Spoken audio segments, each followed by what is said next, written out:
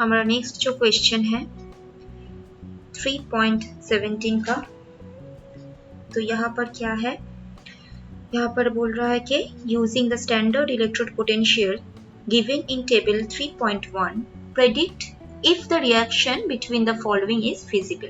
तो यहाँ पर 5 रिएक्शन दिया हुआ है और हम लोगों को बताना है कि कौन सा रिएक्शन यहाँ पर फिजिबल होगा और कौन सा नहीं होगा। ठीक है, तो देखते हैं। तो यहाँ पर हमारा जो फर्स्ट रिएक्शन है वो है Fe3+ and Fe3+ and I- का। तो यहाँ पर ऑब्वियसली Fe3+ रिड्यूस होगा एंड I- ऑक्सीडाइज होगा। तो यहाँ का अगर E0 सेल कैलकुलेट करते हैं तो ये हो जाएगा E0 ऑफ Fe3+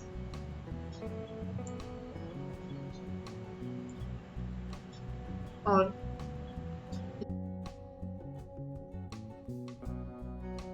ये हो जाएगा E0 ऑफ I- का। ठीक है, तो I- हो जाएगा I2।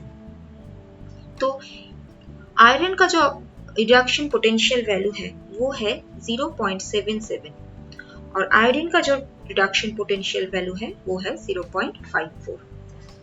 तो इसको अगर देखें तो ये वैल्यू हो गया 0.23 वोल्ट। तो यहाँ पर हमारा जो E0 का वैल्यू वो आ रहा है पॉजिटिव वैल्यू। तो E0 का वैल्यू अगर पॉजिटिव आया तो इसके मतलब रिएक्शन फिजिबल होगा। तो इस रिएक्शन फिजिबल रिएक्शन है। नेक्स्ट हम देखते हैं नेक्स्ट रिएक्शन को। तो नेक्स्ट है Ag+ एंड Cu। तो यहाँ पर सिल्वर का जो पोटेंशियल है वो है 0.80 वोल्ट एंड कॉपर का जो इलेक्ट्रोड पोटेंशियल वैल्यू है वो है 0.34 वोल्ट। तो यहाँ पर सिल्वर रिड्यूस्ड होगा और कॉपर ऑक्सीडाइज होगा। अब अगर हम E0 सेल कैलकुलेट करें तो इसका E0 वैल्यू होगा E0 of Ag minus E0 of Cu। इसका मतलब 0.80 माइनस 0.34 आंसर है 0.46 वोल्ट। ये भी पॉजिटिव वैल्यू है और इसका मतलब ये रिएक्शन भी फिजिबल होगा। ये रिएक्शन भी एक फिजिबल रिएक्शन है। ठीक है, अब देखते हैं क्वेश्चन नंबर 3 को। क्वेश्चन नंबर 3 पर दिया हुआ है Fe3+ and Br-। Fe3+ and Br-। तो यहाँ पर कैथोड होगा Fe, एनोड होगा ब्रोमीन। ओके, तो यहाँ का E0 सेल होगा E0 of Fe minus E0 of Br2। तो आयरन का जो ऑक्सीडेशन पोटेंशियल है वो है 0.77 और ब्रोमीन का जो पोटेंशियल है वो है 1.09। तो ये हो गया हमारा माइनस 0.32 वोल्ट। तो ये वैल्यू आ गया नेगेटिव पे। तो नेगेटिव E0 का मतलब है ये रिएक्शन पॉसिबल नहीं है। E0 का वैल्यू अगर नेगेटिव पर आए तो ये रिएक्शन फिजिबल नहीं होगा। तो ये reaction, this reaction is not feasible. ये रिएक्शन वास्तव में नहीं हो सकते। 4 पर दिया हुआ है Ag एंड Fe3+। तो यहाँ पर E0 सेल होगा E0 ऑफ Fe3+ जो रिड्यूस होगा माइनस E0 ऑफ Ag। तो Fe3 का वैल्यू है, आयरन का जो पोटेंशियल है वो है 0.77 वोल्ट और Ag का जो पोटेंशियल है वो है 0.80 वोल्ट। तो ये हो गया हमारा माइनस 0.03 वोल्ट, जो एक नेगेटिव वैल्यू है, और नेगेटिव होने की वजह से ये रिएक्शन क्या होगा, ये रिएक्शन होगा नॉट फिजिबल, ये रिएक्शन फिजिबल नहीं होगा। क्वेश्चन नंबर 5 पर चलते हैं। 5 है bromine and Fe2+। E0 cell ये होगा E0 ऑफ Fe2+, यहाँ पर ब्रोमीन होगा E0 of bromine minus E0 of Fe2+, यहाँ पर Fe ऑक्सीडाइज करेगा और ब्रोमीन रिड्यूस हो जाएगा। तो ब्रोमीन का जो ऑक्सीडेशन पोटेंशियल है वो है 1.90 वोल्ट और आयरन का है 0.77 वोल्ट। तो इसका वैल्यू आ रहा है 0.32 वोल्ट, जो एक पॉजिटिव वैल्यू है, और पॉजिटिव होने की वजह से ये रिएक्शन क्या होगा, ये रिएक्शन एक फिजिबल रिएक्शन होगा। तो इस तरह से हम लोग रिएक्शन की फिजिबिलिटी डिटरमाइन कर सकते हैं यूजिंग दिस E0 वैल्यू। देखते हैं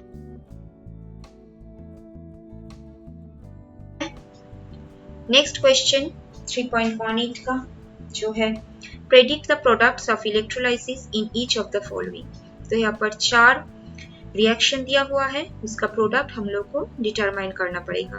तो एक एक करके हम लोग देखते हैं। तो जो फर्स्ट है वो है aqueous solution of AgNO3, aqueous solution of AgNO3 with silver electrode, with silver electrode। ये है हमारा पहला सवाल, AgNO3 with silver electrode। तो यहाँ पर जो रिडक्शन पोटेंशियल है, reduction potential of silver Ag+ is greater than reduction potential of water. Reduction potential of Ag+ is greater than reduction potential of water. So यहाँ पर कैथोड पर क्या reaction होगा, तो कैथोड पर जो कैथोड रिएक्शन होगा वो हो जाएगा Ag+ प्लस इलेक्ट्रॉन, ये हो जाएगा Ag, क्योंकि यहाँ पर सिल्वर का जो इलेक्ट्रोड पोटेंशियल है वो वाटर से ज्यादा है। और यहाँ का एनोड रिएक्शन क्या हो जाएगा, एनोड रिएक्शन हो जाएगा Ag, ये हो जाएगा Ag प्लस इलेक्ट्रॉन, क्योंकि यहाँ पर और एक आयन है, एनायन है, वो है नाइट्रेट, वो है नाइट्रेट। लेकिन यहाँ पर नाइट्रेट आयन का जो ऑक्सीडेशन पोटेंशियल है, नाइट्रेट आयन का जो ऑक्सीडेशन पोटेंशियल है वो Ag सिल्वर का ऑक्सीडेशन पोटेंशियल से काफी कम है, इसीलिए एनोड पर सिल्वर ऑक्सीडाइज करता है और नाइट्रेट यहाँ पर ऑक्सीडाइज नहीं करते। ओके, तो यहाँ पर कैथोड पर भी Ag+ रिएक्शन करते हैं, Ag+ एक इलेक्ट्रॉन लेकर Ag हो जाता है, और एनोड पर क्या होता है, एनोड पर Ag एक इलेक्ट्रॉन छोड़कर Ag+ पर कन्वर्ट हो जाते हैं। ठीक है, हमारा नंबर 2 जो है, नंबर 2 जो है वो है an aqueous solution of AgNO3 with platinum electrode, with platinum electrode। तो यहाँ पर इलेक्ट्रोड क्या है, प्लैटिनम, और प्लैटिनम इलेक्ट्रोड है एक इनर्ट इलेक्ट्रोड, प्लैटिनम इलेक्ट्रोड है इनर्ट इलेक्ट्रोड। ठीक है, तो यहाँ पर कैथोड पर क्या रिएक्शन होगा, यहाँ पर कैथोड रिएक्शन होगा Ag+ प्लस इलेक्ट्रॉन, ये हो गया Ag। एनोड रिएक्शन क्या होगा, यहाँ पर एक बात हमको समझना पड़ेगा, यहाँ पर इलेक्ट्रोड है प्लैटिनम इलेक्ट्रोड। वो जो पहला क्वेश्चन था वहां पर इलेक्ट्रोड था सिल्वर इलेक्ट्रोड, बट यहाँ पर इलेक्ट्रोड है प्लैटिनम। तो यहाँ पर हमारा देखना पड़ेगा यहाँ का एनोड रिएक्शन जो है, एनोड रिएक्शन वो हो जाएगा H2O हो जाएगा हमारा 2H plus half O2 plus 2 electron. क्यों? क्योंकि यहाँ पर जो ऑक्सीडेशन पोटेंशियल ऑफ वाटर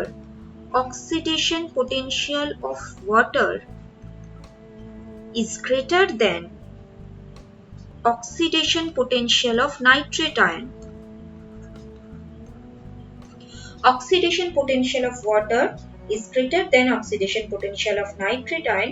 इसकी वजह से एनोड पर वाटर ऑक्सीडाइज होता है, ऑक्सीडाइज होकर 2H प्लस हाफ O2 ये प्रोडक्ट देते हैं। ओके, यहाँ पर एनोड पर वाटर ऑक्सीडाइज होता है और कैथोड पर सिल्वर रिड्यूस्ड होता है। ठीक है, हमारा थर्ड जो है, थर्ड है aqua and dilute solution of H2SO4, a dilute solution of H2SO4 with platinum electrode,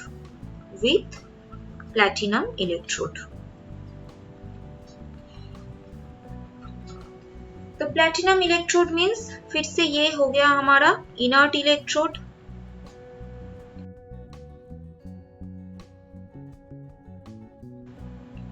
ये हो गया हमारा इनर्ट इलेक्ट्रोड। अगर H2SO4 की बात करें तो H2SO4 डिसोशिएट होगा इस तरह 2H प्लस SO4 2 माइनस। अब कैथोड रिएक्शन क्या होगा? अब कैथोड पर तो एक ही रिएक्शन हो सकता है। कैथोड रिएक्शन होगा, ये जो हाइड्रोजन है वो क्या करेगा, 2 इलेक्ट्रॉन लेकर ये हो जाएगा H2। ठीक है, अब आ रहा हूं एनोड रिएक्शन पर। एनोड रिएक्शन, तो एनोड पर अब 2 आयंस है, एक तो सल्फेट आयंस और है वाटर। तो यहां पर 2 आयंस है, सल्फेट और वाटर। अगर हम हाई कंसेंट्रेशन H2SO4 की बात करें, अगर हम H2SO4 का कंसेंट्रेशन हाई रखें, अगर H2SO4 का कंसेंट्रेशन हाई है, high concentration of H2SO4 concentration अगर हाई रहे तो क्या होगा, तो एनोड पर H2O ऑक्सीडाइज करेगा और ये हो जाएगा 2H plus half O2 plus 2 electron. ये हो गया अगर H2O का कंसेंट्रेशन हाई रहा तभी।